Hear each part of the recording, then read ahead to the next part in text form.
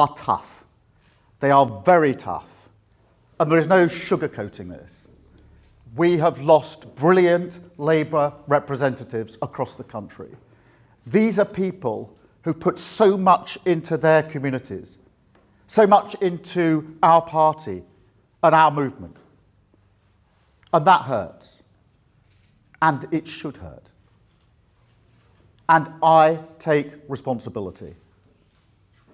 When voters send a message like this, we must reflect and we must respond. I think the vast majority of people do understand that we face huge challenges as a country.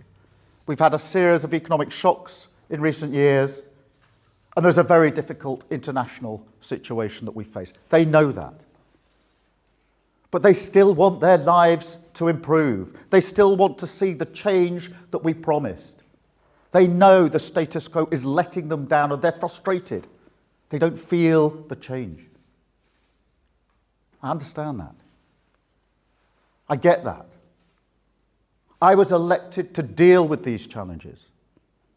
We made some big calls to stabilise our public finances, to invest in our public services, not to get dragged into a war in Iran. But we also made unnecessary mistakes.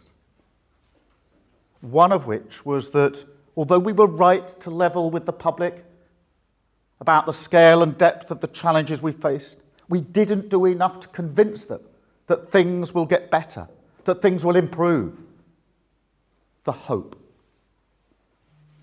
And that is why in coming days I'm going to set out the steps that we will take to deliver the change that they want and that they deserve, so that every child can go as far as their talent or ability will take them, not held back by poverty, so that every community can have what it needs, a secure, safe place for everybody to live.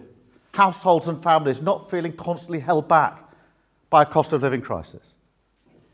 And a Britain where everybody can feel proud of the place where they live and they work. So these are tough results.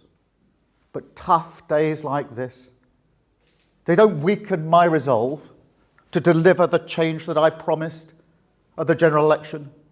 They strengthen my resolve to do so. Thank you so much for listening.